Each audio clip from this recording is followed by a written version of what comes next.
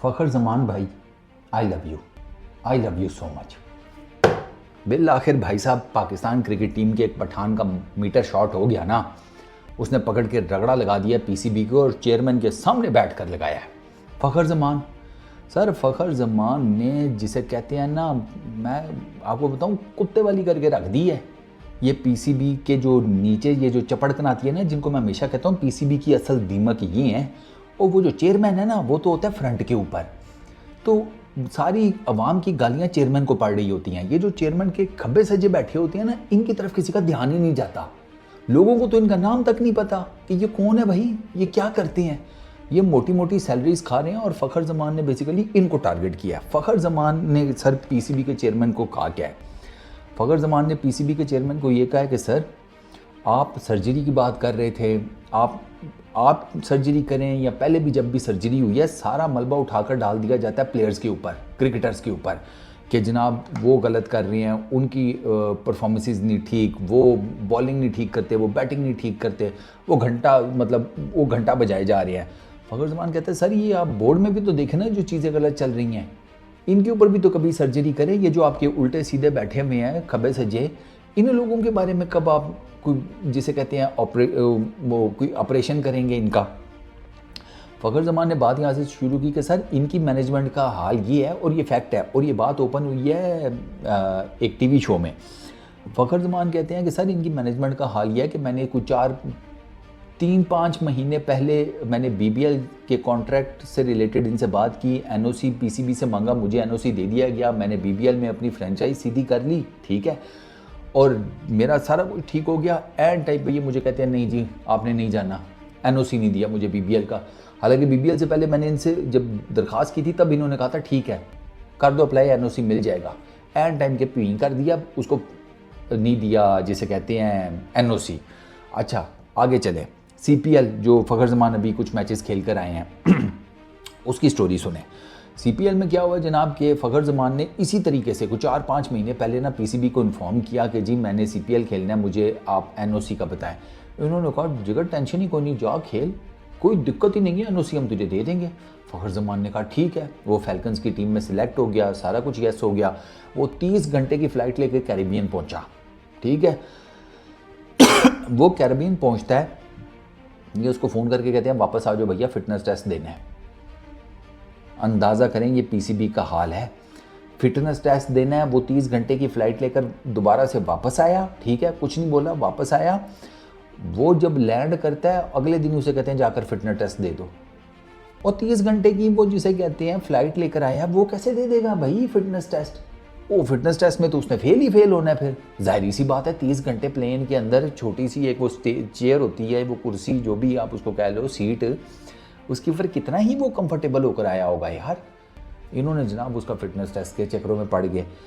उसने फ़खर जमान ने साफ कहा है कि सर आपकी मैनेजमेंट पुअर है, और ये बात फैक्ट है कि पीसीबी की मैनेजमेंट बिल्कुल फारिग है। अच्छा, मज़े की बात है, वो उधर ना ये सीईओ है कि कौन है, उस्मान वाला, या इंटरनेशनल क्रिकेट डायरेक्टर जो है आपका, उस्मान वाला ही है मेरा ख्याल है, जो भी उसका नाम है, उस्मान वाला बंदा।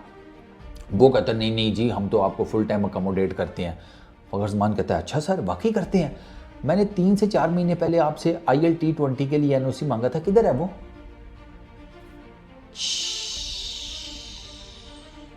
निकल गई सारी हवा।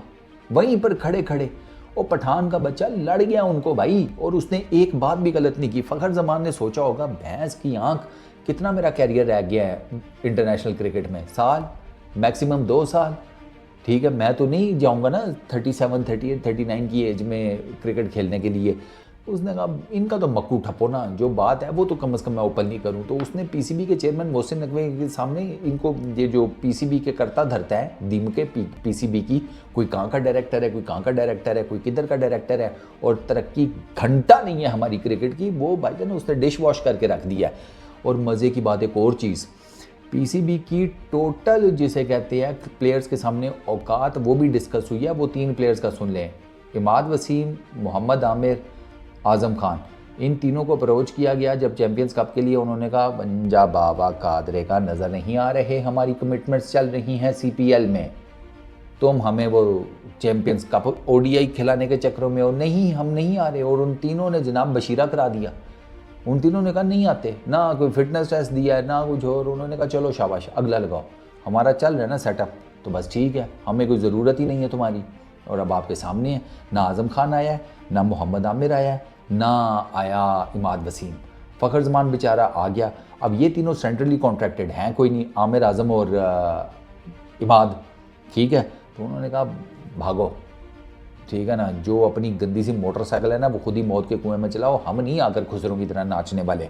और प्लस फ़खर जमान चूँकि सेंट्रल कॉन्ट्रैक्टेड प्लेयर है, उसे वापस आना पड़ गया।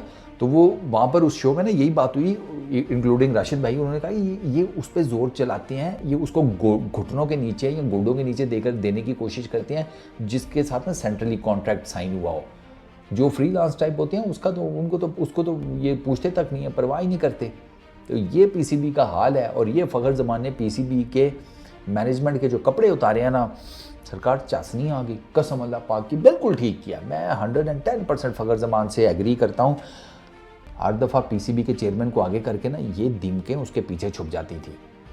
ये अब ये जो फ़खर जमान ने उस्मान वाला को शटअप कॉल दी है, सुथरी दी है कि सर किधर है मेरा एनओसी, अगर आप मुझे, हम लोगों को फ़ौरन से प्रॉम्प्ट करते हैं, हमें फ़ौरन से कैटर करते हैं, हमारे मसाइल सुनते हैं, हमारे प्रॉब्लम्स को सॉल्व करते हैं, किधर है मेरा 3-4 महीने पहले का एनओसी जो मैंने मांगा हुआ है IL T20 का, बताएं ना ज़रा।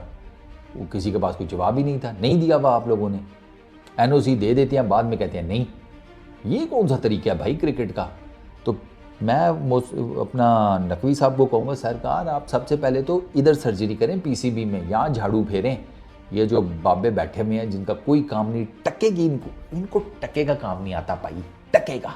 क्रिकेट बोर्ड चला रहे हैं, बस वही FNF कल्चर में या पता नहीं किस कल्चर में नौकरियां लगी हुई हैं और बैठे हुए हैं सारे। टके का काम आता होता तो पाकिस्तान की क्रिकेट की ये हालत ना होती कि अब सीनियर प्लेयर्स आगे से सीधे होने शुरू हो गए हैं। और मैं आपको आज बता दूं, ये बंदे के पुत्र ना बने, इन सब ने सेंट्रल कॉन्ट्रैक्ट लेने ही नहीं है, ये फ्रीलांस खेलेंगे। फिर जो इनका उखाड़ सकते हो ना उखाड़ लेना, ये तो नहीं आते फिर आपके अंडर, फ्रीलांस हैं। अब आप क्या करोगे, डोमेस्टिक में से 11 लड़के उठाओगे और उनको भेजा करोगे सेंट्रल कॉन्ट्रैक्ट देकर, लोग आपका जीना नहीं हराम कर देंगे। अब बंदे के पुत्र बनो, बांदर के नहीं। कायदे में रहोगे तो फ़ायदे में रहोगे।